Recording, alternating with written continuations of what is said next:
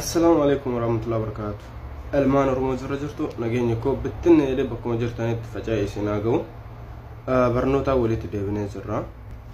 وروني يوتيوب channel كياف حارة تاتن سينا سبسكرايب نقودا برنوني أرى باي نوتي تولا ورجع يوتيوب تين نوردفتني باي توكو غلطوما ورها جمعتنا ججبي سيتني سبسكرايب ناقوتني ادو تك غلطوما أنا كسمة ورجما تيك توكي تين نوردفتن فيسبوك أني نوردفتن هدو تكا غلطوما ورد كيسان نفتني جبات ما شاء الله جتني نججبي سجرتنيس هدو تكا غلطوما ونيرا سنجالت دا سننجدا جولو رومو كنافو أغما سبسكرايبي كيا نما تيكوف جلق قباتي جرا يوتيوب channel لكونس يوتيوب channel حاروا سيناتي سبسكرايب غودا ور سبسكرايب غوتن ادو تكا غلطوما ورنغونس سبسكرايب نو غودا اسنين جچا اكس برنوتا بريدو اسني كباتين دفي نمني باين تيك توك ني فايدما تيك توك رتيرو لايفي نما لالو تاب تابي هركان يو حسافي ميجن وكان دلغا روجراته automatically akka screen ofii irratti taabtaabii bilbilli isaa godhu kan godhu appii tokko jirti appii sanii wal isin barsiisa like tuquudhaan eegalaa isiniin jedha warri na jajjabeessu jirtanii hedduu takka galatoomaa isiniin jedha ijoollee Oromoo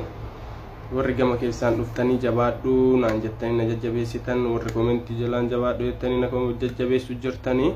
hedduu takka onni irraa isin jaaladha ijoollee Oromoo akkasumatti nufta seena subscribe goda like tuqa isinin jedha isinitti ndeeressu asumaan gara barnoota dabarsa isinin jedha asumaan gara barnoota ijoollee Oromoo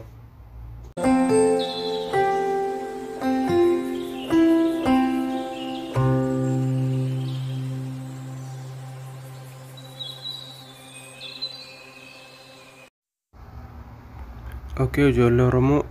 appii san argachuudhaaf Play Store keessa seentu Play Store keessatti auto click kan jedhu kanarratti inni tokko gisee takkaa fi yookaan search gubbaa kanarratti auto clicker kan jedhu kana ni barreessitu jechuudha kun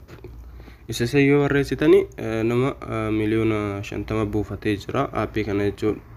inna install gootanii open godheen seena baay'ee akitti fayyadama isaa baay'ee isin dhibu jechuudha akkuma achi gattuttaniini iddoo kana isin fida iddoo kana yoo isin fide iddoo kana isin fida jechuudha okay ijoollee Oromoo enable ka jedhu kana kan jalqabaarra kana gisee takkaani tunnaa jechuudha isa yoo tunne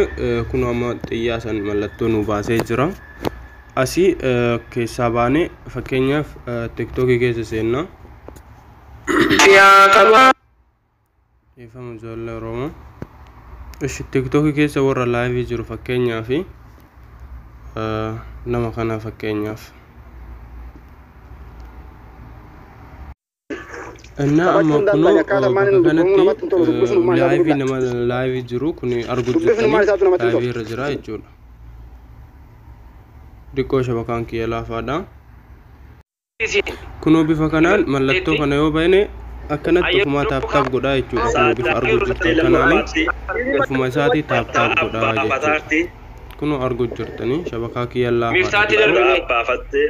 kan kunoo aktibanee jennaan taap ofuma balleessitanii asuma bella jalada bi yokan jalada bi yokan of chipsi da matrusi jechuun amsa karan siif dabarsa yokan of chipsi yokan jalada bi saada siitee dhufte sin bira geedanii namoonni jiran sanyi bagana gaanoo dhufte inna akkasii ijoollee Oromoo baay'ee tokko appii dassi nama jedhuudha sa'aatii live seentanii ilaaluuf barbaadanitti appii san keessa seentanii erga keessa seentanii mallattoo enable ka jettu tana qofa irra godhatanii kaatanii live seentanii ofuma taap godhaa jechuudha inna kana barnoota biraatii haga walitti deebinutti nagaan nu tura nu jajjabaadhaa horaa dagaagaa isiniin jenna ijoollee Oromoo qaqaale